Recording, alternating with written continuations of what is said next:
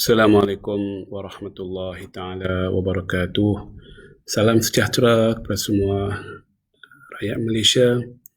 Bersama-sama saya dalam siri bicara keuangan Islam semasa. Alhamdulillah, pada pagi ini kita sampai kepada tajuk yang merupakan tajuk yang panas, yang menjadi perdebatan dan juga perbincangan di kalangan para sarjana, para ulama, orang ramai dan juga kepada pedagang-pedagang saham yang berbentuk derivatif, pedagang komuniti berbentuk derivatif dan juga segala komoditi ataupun instrumen perniagaan yang harganya ataupun value-nya dinisbahkan kepada aset pendasar yang lain.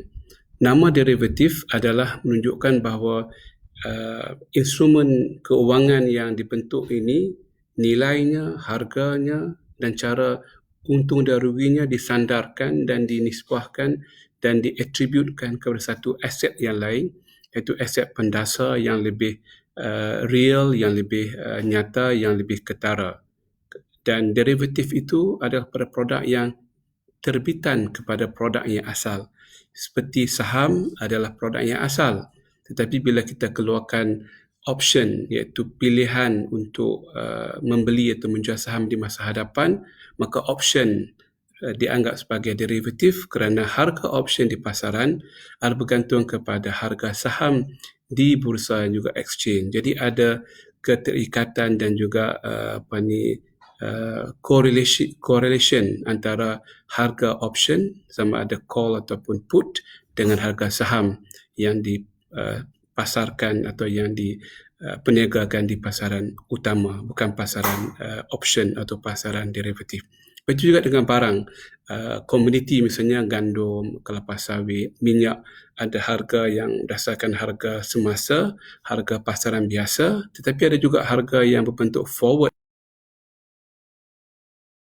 Ada sikit perbezaan teknikal, tetapi harga forward dan harga future adalah harga terbitan kepada aset pendasar yang berada dalam pasaran yang berbentuk lebih ketara, nyata dan real, iaitu pasaran dipanggil pasaran primary, pasaran utama di seluruh negara di dunia. Jadi derivatif itu adalah instrumen terbitan daripada aset pendasar yang lain yang dinamakan sebagai underlying asset atau underlying security dan seumpamanya. Jadi tuan-tuan dan puan-puan faham ya, makna derivatif ini adalah instrumen-instrumen keuangan yang dicipta, yang direka, yang dibentuk di mana behaviornya, perwatakannya dari segi harga, dari segi jual beli, dari segi keuntungan dan kerugian kalau ada berdasarkan kepada pergerakan harga aset pendasar yang sebenar di pasaran masing-masing. Dalam bahasa Arab disebut sebagai al-mushtaqat, iaitu produk-produk yang diterbitkan daripada perkara yang lebih asal. Sama ada perkara itu merupakan saham, merupakan aset komoditi, seperti barang-barang mentah ataupun daripada bond ataupun sukuk atau daripada instrumen kewangan, daripada mata wang, malah daripada indeks sekalipun, sebab indeks itu dianggap sebagai produk yang yang pendasar dan akan ada produk terbitan berdasarkan indeks tertentu, indeks saham, indeks cuaca, indeks komoditi, indeks minyak dan sebagainya. Jadi ini merupakan satu perkembangan dunia. Jadi saya akan, untuk lebih adil kepada semua yang mendengar kuliah saya, kalau boleh namakan kuliah pada pagi ini, untuk memahami sebelum kita masuk ke dalam isu-isu teknikal, isu syariah, hukum hakam, halal dan haram, lebih baik kita mengetahui bagaimana manusia itu memikirkan tentang instrumen ini. Di sebalik produk ada dia punya falsafah dia, ada dia punya, dia panggil lantai pemikiran keuangan. Di setiap produk insurans ke perbankan ke sukuk ke bond ke swap ke forward future dan juga option. Jadi kita kena sebagai pelajar, sebagai pensyarah, sebagai orang yang ingin memberikan panduan dalam masyarakat, mereka mesti memula dengan falsafah pengetahuan asas kepada sesuatu perkara, kerana dalam hukum syariah al-hukmu far'un an tasawwurihi. Memberikan hukum itu ada terbitan juga kepada tasawur, kepada worldview, pada pengetahuan yang jelas, yang tepat kepada isu yang nak dibahaskan, yang nak dihukumkan. Jadi kena faham apakah falsafah, sejarah dan ciri-ciri produk-produk yang berbentuk derivatif.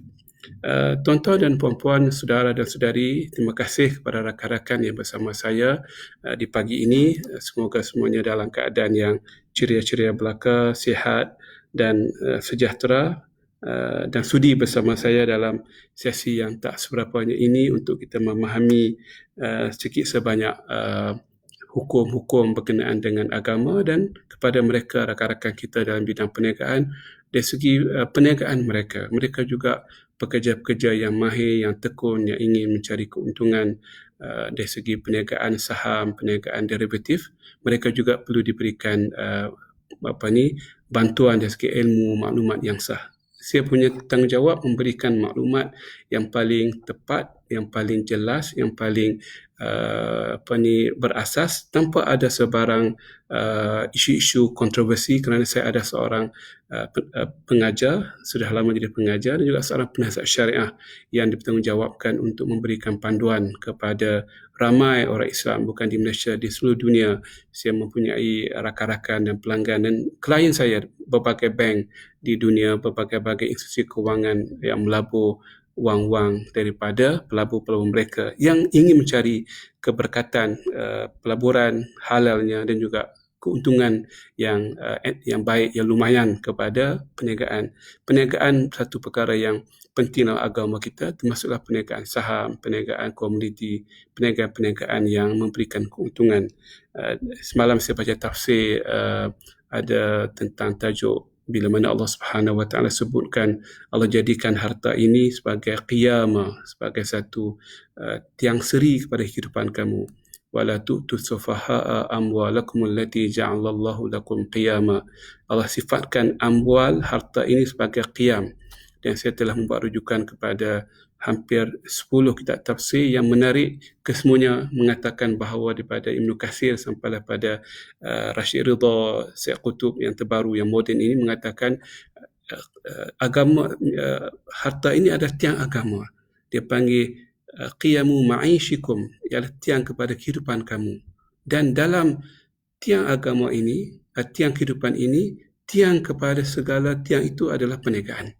Interesting, dalam Al-Alusi, dalam Qurtubi dan sebagainya, dikaitkan dengan tijarah, dengan perniagaan. Perniagaan itu benda yang penting dalam masyarakat. Cuma kena faham hukumnya, kena faham bagaimana kita melakukan urusan perniagaan dengan baik. Alhamdulillah, ada tanya product trading, Datuk, macam mana?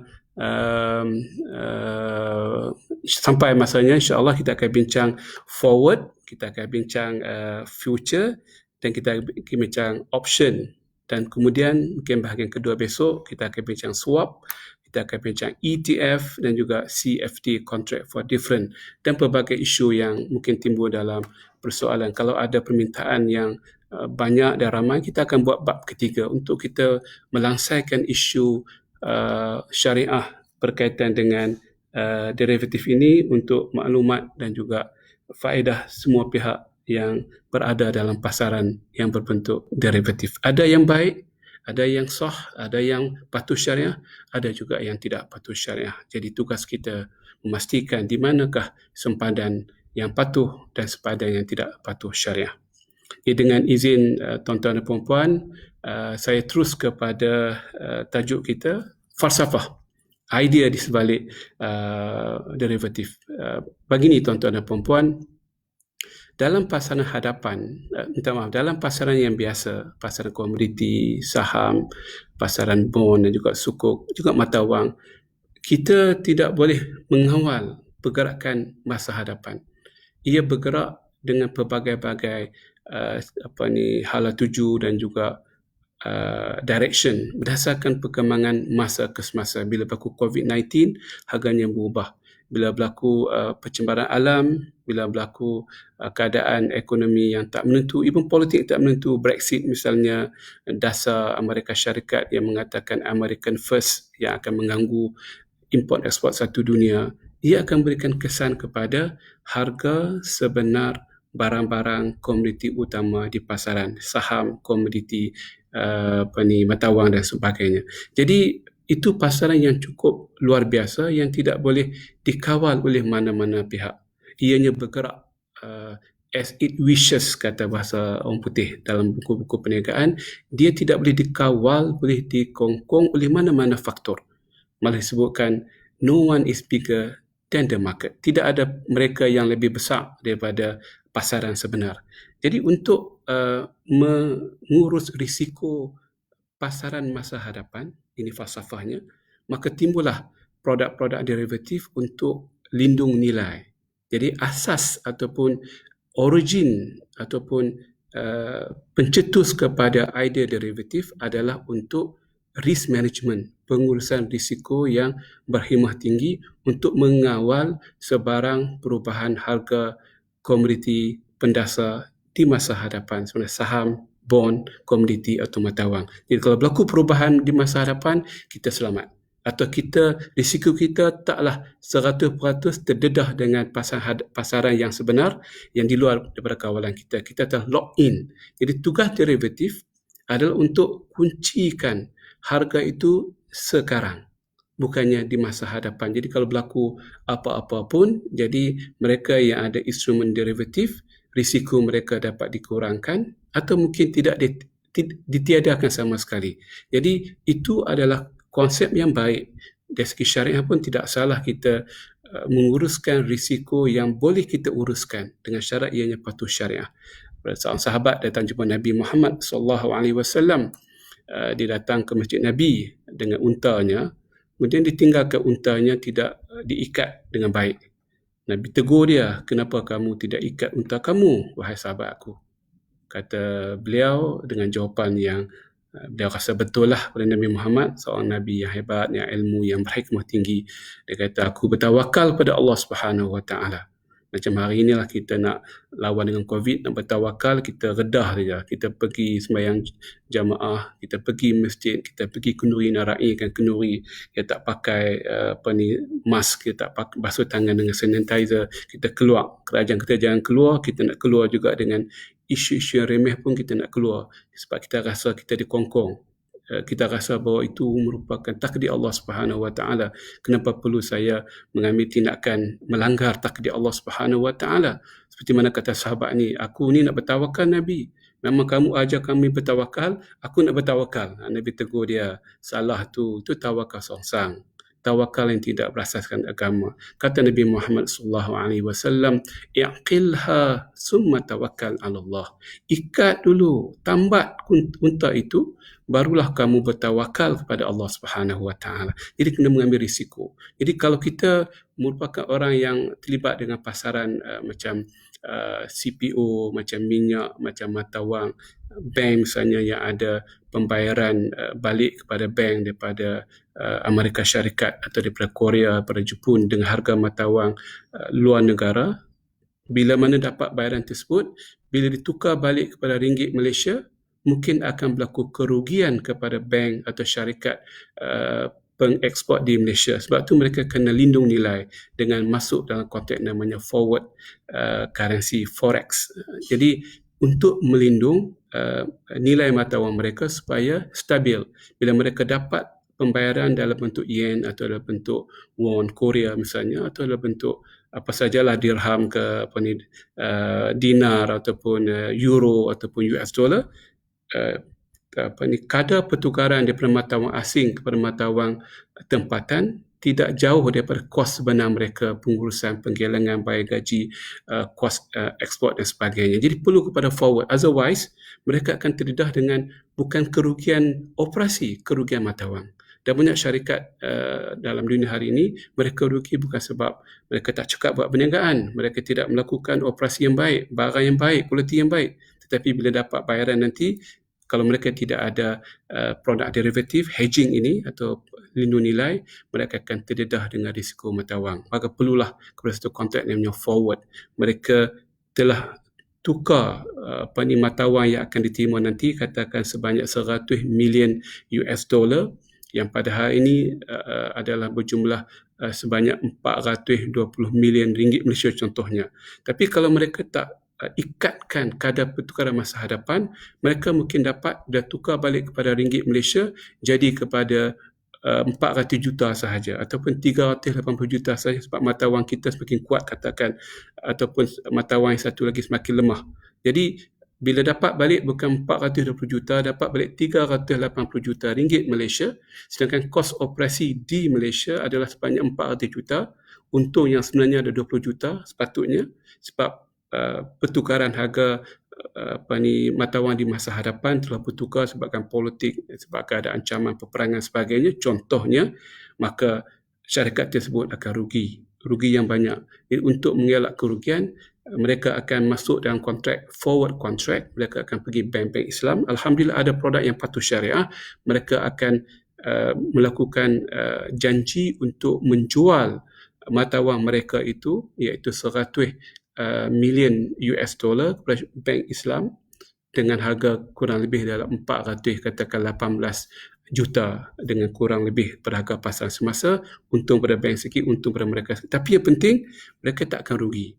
Apa saja berlaku di dunia pada hari ini, dengan 1 juta mereka akan dapat 418 juta.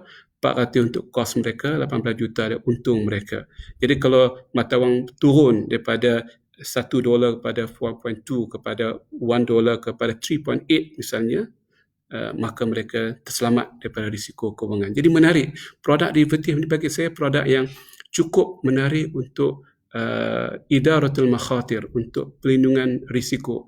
Malah dalam agama kita, dalam ajaran agama kita, dalam buku saya yang terbaru akan diterbitkan insya-Allah semuanya selepas perintah kawalan pergerakan ini, The Theory of Wealth Circulation and Risk Sharing.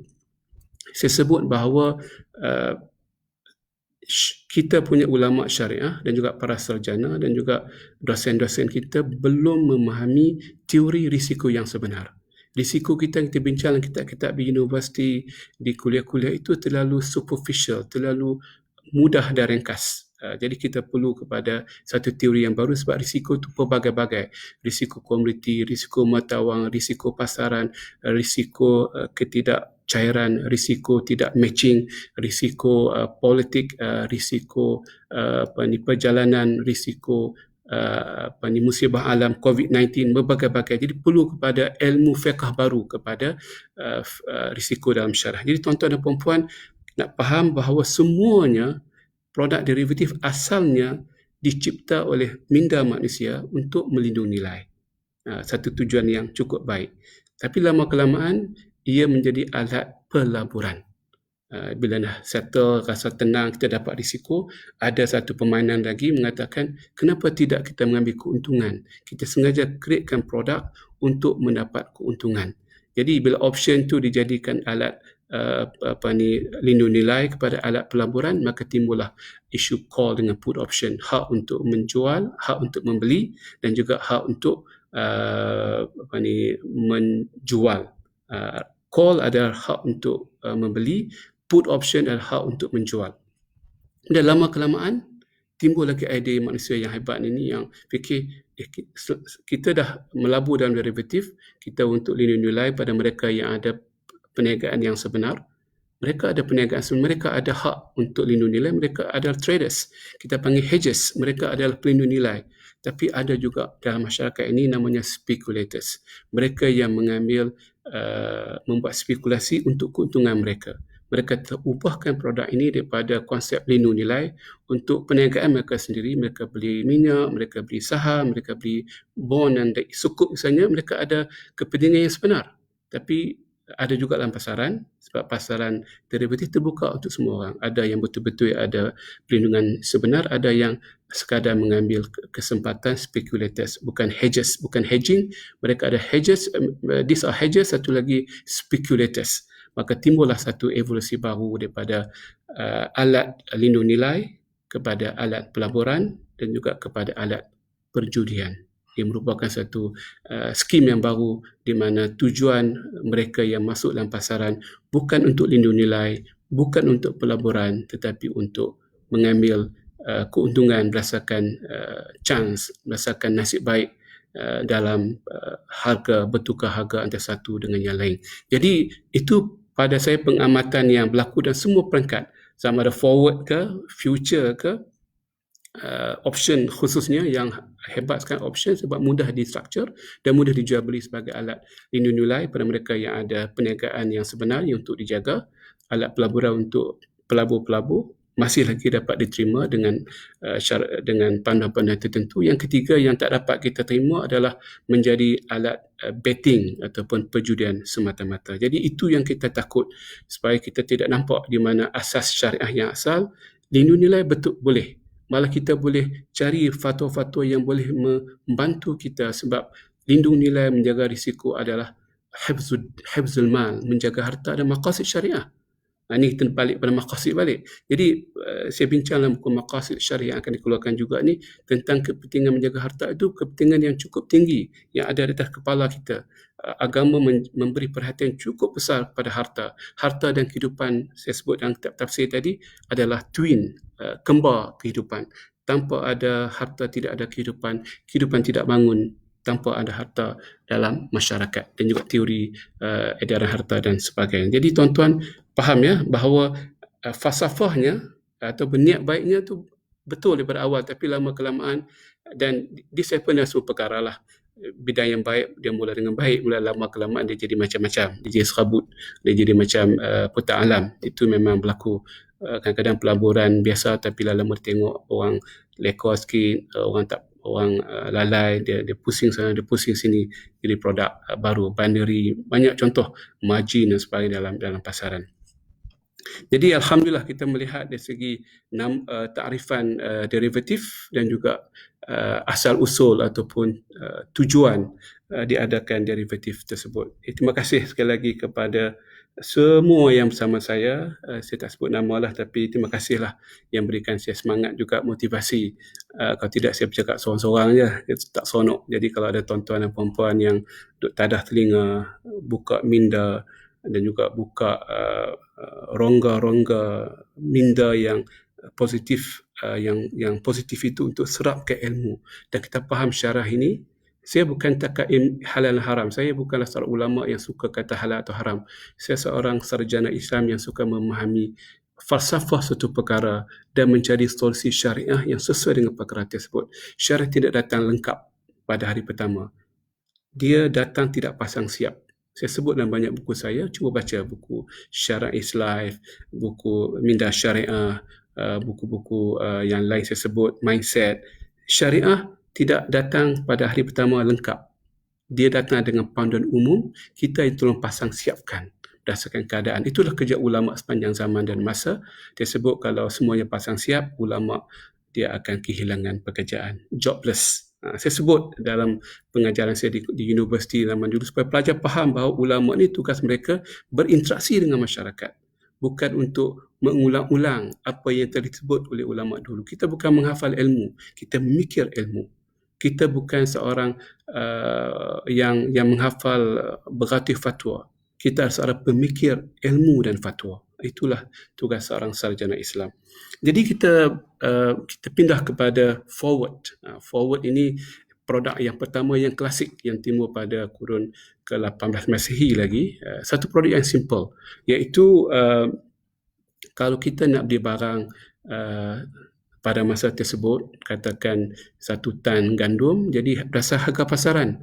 Harga pasaran mungkin mahal, mungkin sedikit. Kalau saya seorang pengeluar, katakan coklat, saya perlukan supply of cocoa yang banyak untuk saya proses menjadi bahan mentah penting kepada industri coklat saya.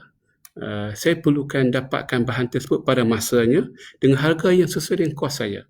Jadi saya nak buat katakan pengeluaran coklat yang besar-besar, saya pergi pasaran nak beli coklat atau koko masa itu, mungkin harga pasaran rendah, alhamdulillah saya nasib baik, tapi mungkin harga pasaran banyak tinggi. ataupun tidak ada dalam pasaran, saya akan terjejas perniagaan saya. Jadi dalam Islam sekalipun, bai'us salam adalah bentuk forward yang paling awal yang dibenarkan oleh syariah, iaitu seorang pembuat ataupun manufacturer, kontraktor, seorang yang bukan pembekal bahan mentah asal, mereka boleh pergi kepada petani, katakan saya nak beli gandum awak, saya nak beli padi awak, saya nak beli minyak zaitun awak contohnya dengan harga sekarang, tapi diserahkan kepada saya dalam 6 bulan atau setahun pada masa hadapan. Harganya kita agree sekarang harganya, bukan harga masa depan, bukan harga besok, harga yang dipersetujui oleh kedua-dua pihak. Selalunya dari segi statistik data yang saya buat kajian, harga jualan masa hadapan forward lebih rendah pada harga semasa dan juga harga masa hadapan. Jadi untuk kepentingan kedua belah pihak, orang yang memberikan modal awal iaitu pembeli, mereka tak dapat barang, tunggu sampai 6 bulan setahun, jadi tak boleh harga mahal sangat. Dan juga mereka kena bayar secara in advance, bayar 100%, kena letak duit 100% pada hari pertama. Dan kepada petani ataupun farmer ataupun pembekal bahan mentah, mereka mendapat modal yang tidak berbentuk hutang, dalam bahasa lain macam equity juga, dan mereka boleh gunakan wang tersebut untuk buat beli baja, beli benih, bayar pekerja, buat irrigation baru. Disebut dalam kitab-kitab fiqh menarik ya. Salam ni digunakan untuk buat saluran peparitan untuk tingkatkan kos production dipanggil zaman sekarang tan per metric tan per hektar contohnya. Jadi itu forward yang paling klasik dalam sejarah dunia, iaitu dalam disebut oleh Ibn Abbas. Ayat ini disebut dalam ayat yang terpanjang dalam Al-Quran, ya ayyuhallazina amanuna idza tadayantum bidainin ila ajlin musamma faktubuh, wahai orang-orang yang beriman, bila kamu berhutang dengan hutang masa hadapan, tulislah hutang tersebut. Kata Ibn Abbas, ayat ini diturunkan dalam konteks bai'us salam. Cuma dalam forward dunia hari ini pada kurun ke-18, dia bukan macam syariah, dia berbeza. Forward dalam pasaran hadapan adalah kedua-dua harga dan juga penyerahan barang dibuat di masa hadapan. Pembayaran akan dibuat 6 bulan yang akan datang dan juga barang akan diserah pada 6 bulan di masa hadapan. Dalam fiqh disebutkan ta'jilul badalain, kita menangguhkan kedua-dua counter value. Barang pun kita tangguh, pembayaran pun tangguh. Dari segi syarah, ini tidak patuh syariah. Berdasarkan majma' fiqh Islam, banyak macam fatwa lah di dunia, sebab dalam Islam boleh kita tangguh salah satu sahaja, sama ada harga ataupun barang. Tapi dalam forward di masa hadapan, ini berlaku dengan berleluasa, maka tidak patuh syariah. Maka timbul isu mata wang forex yang dibuat. Memang dalam mata wang, kalau forward, kita tetapkan harga pertukaran mata wang di masa hadapan, katakan 3 bulan, 6 bulan, setahun, dan pembayaran tidak dibuat hari ini. Pembayaran akan dibuat masa depan, dan juga penyerahan mata wang satu lagi pun dibuat pada masa hadapan. Dari segi hukum syariah, tidak patuh syariah. Mereka yang melakukan forward begini adalah tidak patuh syariah, melainkan fatwa di SC yang bukan melibatkan mata wang, iaitu melibatkan CPO. SC, Pandangan Suruhanjaya Security Malaysia, fatwa yang lama, mungkin tahun 1990-an akhir atau awal 2000, mengatakan forward menggunakan konsep CPO yang diuruskan oleh clearing house. Ada syarat-syarat dia, berbeza sikit. Dia bukan saya dengan tuan, kita berdua tak boleh, sebab tidak ada keselamatan, tidak ada pengawalan. Tapi kalau kita masuk dalam pasaran seperti pasaran masa hadapan, forward market di Malaysia, boleh sebab ada kekuatan clearing house atau rumah penyelesaian yang ketiga. Jadi kita akan bincang bab itu sekejap lagi ataupun pada besok hari. Jadi itu forward. Kemudian future ini adalah macam forward juga. Bila lama-lama manusia pandai, cerdik, saya sebut tadi, dia forward ni bagi dia orang terlalu rigid. Sebab saya dengan tuan kena bersetuju. Saya kenal tuan kenal saya, tuan ada pembekal gandum, saya ada pembeli, kita bersetuju. Kita buat forward, dia panggil over the counter, one to one. Tak menarik. Dari segi pasaran tidak ada orang ambil, tidak ada faedah pada masyarakat. Jadi beberapa puluh tahun selepas itu, mungkin kurun ke-19 Masihi, timbullah future contract, iaitu segala-galanya adalah forward, harga ditangguhkan, barang ditangguhkan penyerahannya, tetapi segalanya ditetapkan unitnya. Kalau nak masuk dalam pasaran ini, kena beli unitnya begini. Dan unit adalah beberapa tan tertentu. Disusun dari segi harga, dari segi kuantiti, penyerahan, penyediaan, bukan lagi orang dengan orang, bukan lagi over the counter berdasarkan permintaan dan penawaran dalam masyarakat. Dikreatkan satu exchange, satu pasaran, maka berlakulah futures market untuk beli minyak, untuk beli emas, untuk beli currency dan sebagainya. Jadi saham termasuk juga dalam konteks future. Jadi tuan-tuan dan puan-puan, kita melihat dari segi kaedahnya tidak beza forward dengan future, melainkan future itu tersusun dari segi unit yang kita boleh masuk, tak boleh kita tawar-menawar. Take it or leave it. Nak beli paling kurang macam ni. Nak serahkan paling kurang berdasarkan urutan dalam sistem skrin mereka, sebulan ke, 3 bulan ke, 6 bulan ke, tak boleh kita kata 45 hari, tak boleh. Ia tidak ada beza dari segi substance, beza dari segi pengurusan jualan masa hadapan di futures market. Hari ini macam orang beli emas future, minyak future, CPO future, itu namakan future ya, disusun. Malah dalam perangkat SC pun itu namanya future market sebab disusun oleh pihak ketiga, bukan lagi one to one. Yang ketiga, option. Ini tajuk yang terakhir dan tajuk yang agak panas di Malaysia. Bukan cuaca yang panas, tapi juga option. Sebab option ni satu produk yang halus, yang mudah, yang berbeza dengan forward dan future sebab kena pergi pasaran. Ini merupakan satu produk yang boleh dibuat secara mudah daripada rumah dan dibuat dan dijual beli dengan mudah. Jadi ramai orang tertarik. Jadi Alhamdulillah minat meniaga tu penting. Tapi kalau boleh kita tanya hukum dulu, kita faham betul-betul dulu, baru kita rasa tenang hati dan jiwa kita melakukan perniagaan yang benar-benar memberikan keuntungan dan lebih penting lagi patuh dengan ajaran agama kita. Option. Option adalah satu kontrak, bukan obligasi untuk membeli atau menjual. Dia bukan kontrak. Dia bukan satu obligation, dia merupakan satu hak, right. Dia merupakan satu right, satu hak yang diberikan kepada mereka yang ada option untuk membeli suatu barang, saham ke, komoditi ke, bond ke, sukuk ke, mata wang ke, atau indeks dalam dunia konvensional, atau menjual. Ada hak untuk mereka menjual. Mereka kena, bila pihak satu lagi telah memanggil option mereka, mereka kena menjual. Jadi namanya, yang pertama ialah call option, yang kedua ada put option. Call, beli, put, jual. Jadi dari segi falsafahnya, kenapa kita nak beli? Itu falsafahnya. Kita nak beli hak untuk membeli suatu saham, suatu aset pendasar, sebut tadi komoditi dan sebagainya, sebab kita rasa harga akan naik. Sebab itu call option berlaku dalam bullish market, dalam pasaran yang akan naik harganya. Jadi kita rasa sekarang ni selepas COVID-19 harga akan naik, jadi kita nak belikan hak membeli saham-saham tertentu. Kita takut nak beli saham sebab saham jumlahnya besar, mahal dan perlukan cash yang banyak, tak ada duit lagi. Kita beli hak untuk membeli option tersebut.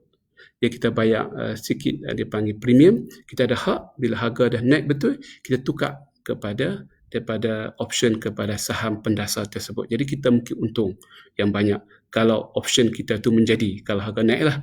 Tapi dari segi pemikiran manusia, call option relevan dalam konteks pemikiran manusia ke arah bullish market yang akan outperform. Tapi kalau kita rasa market turun dan akan turun dan sebagainya, maka kita akan beli hak untuk menjual.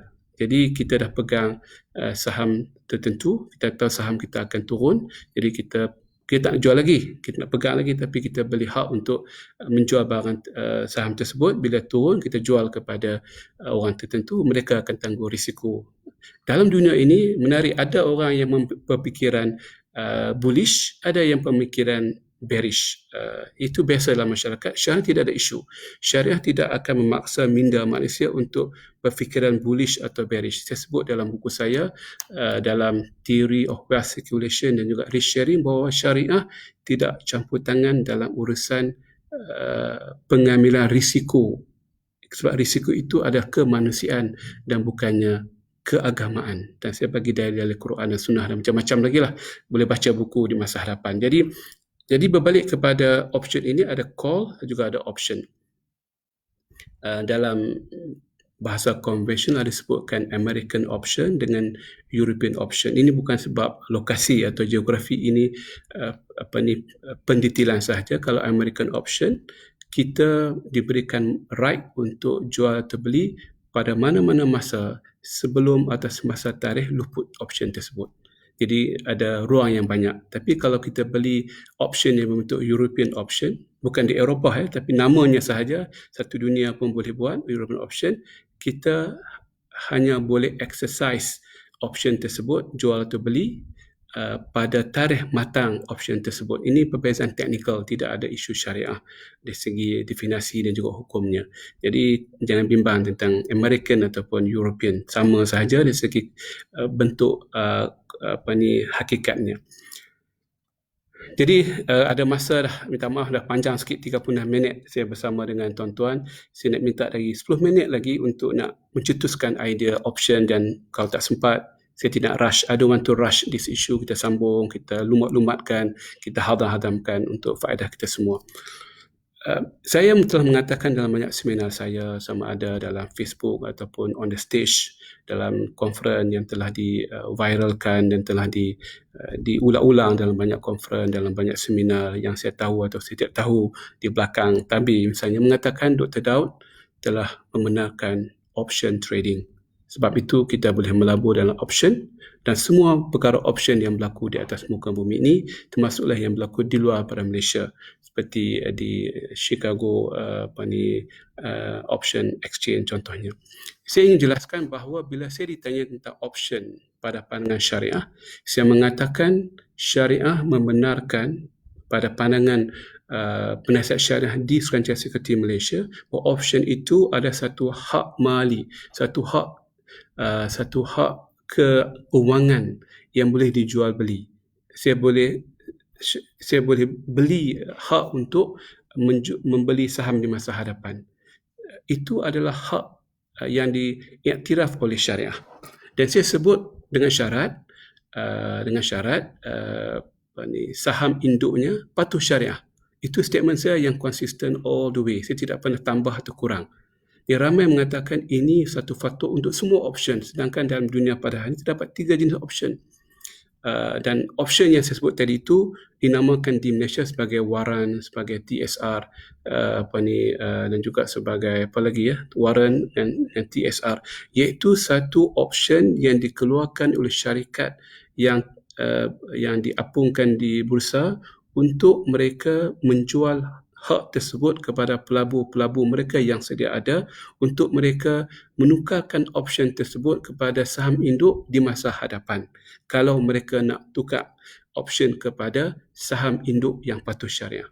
Itu fatwa yang jelas daripada Suruhanjaya Sekretari Malaysia, dan juga fatwa daripada saya sendiri, walaupun di Timur Tengah hukum option, iaitu hak untuk membeli, belum diputuskan sebagai patuh syariah, walaupun mereka ada takyif yang baru, cara yang baru, saya akan sebut mungkin besok hari, masa tak mengizinkan hari ini.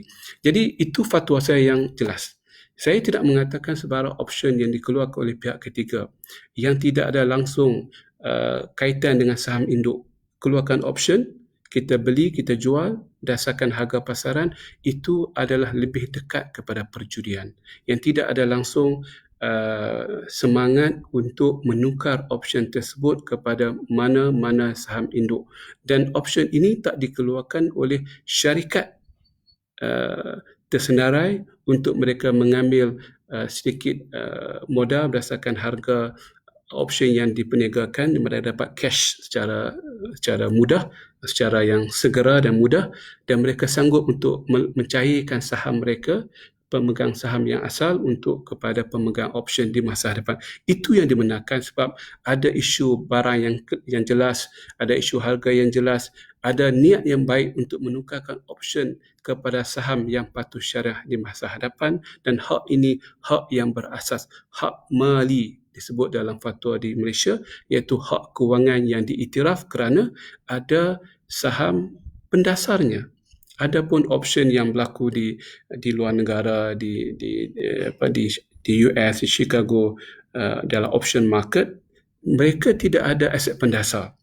Mereka keluar macam satu instrumen, kamu nak beli kan nak jual. Kalau harga berubah against each other, untung dan rugi berdasarkan perubahan harga dalam pasaran yang tidak ada kaitan dengan niat untuk menukarkan option tersebut kepada saham utama.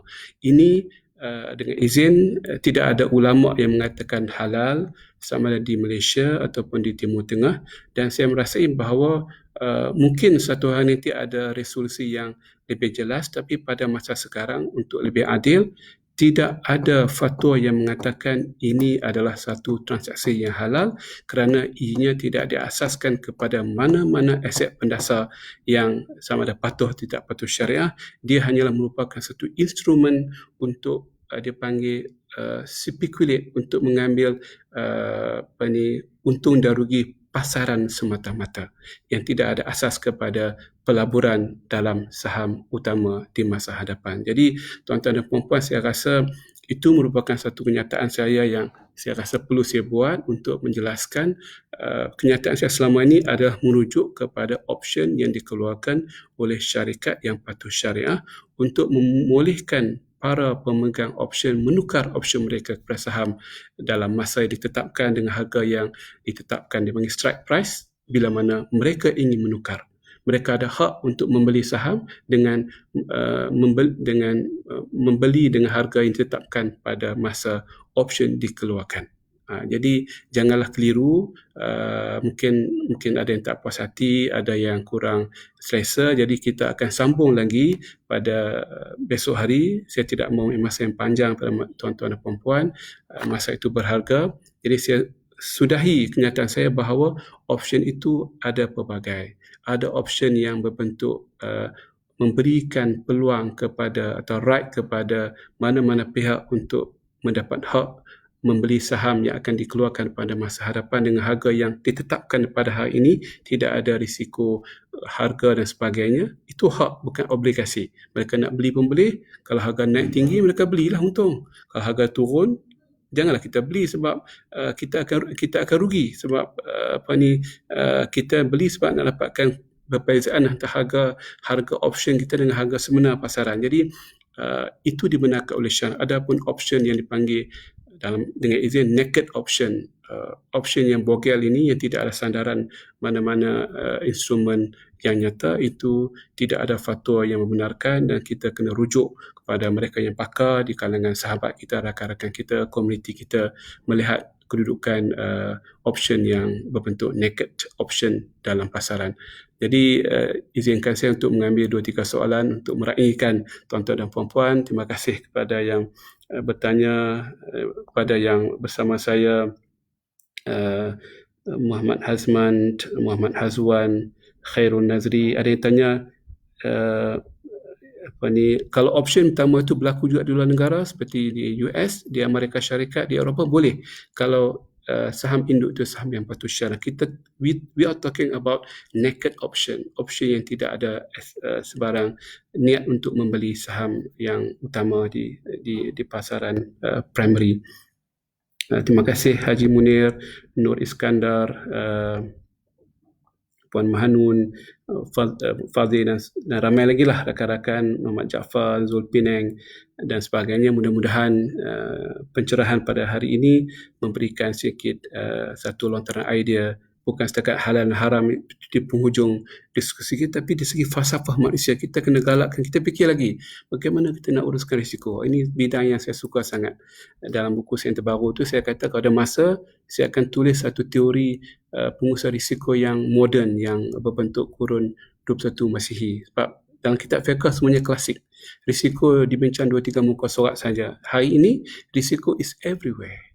Kita bergerak saja, kita buat kontrak saja, kita boleh sign kontrak, risiko datang berturut-turut. Berbagai-bagai aspek risiko yang mesti dipahami. Risiko adalah satu perkara yang baru dalam dunia pada hari ini. Risiko klien, risiko counterparty, risiko perniagaan, risiko politik, risiko keuangan dan macam-macam. Jadi risiko satu tajam mata yang perlu dipikirkan dengan baik. Jadi kesimpulannya, pastikan option yang anda ingin beli untuk mendapat hak untuk membeli saham yang patuh syariah dikeluarkan oleh syarikat yang patuh syariah dan bukannya option yang berbentuk naked yang tidak ada sebarang aset pendasar yang hanya lebih mirip dengan pandangan saya ke arah perjudian.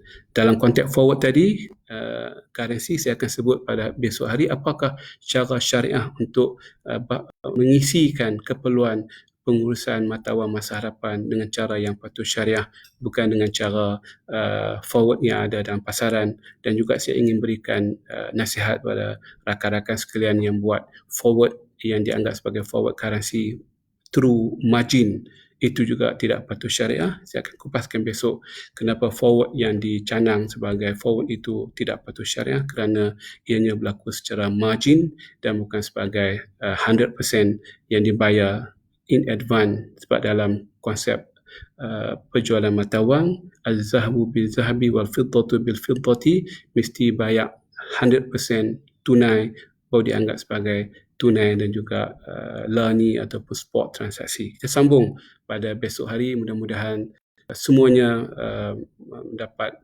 kesejahteraan, rahmat Allah Subhanahu Wa Taala, dan minta maaf di atas bahasa saya yang mungkin kurang enak, kurang mesra, kurang menyentuh hati perasaan dan tuan-tuan dan puan-puan.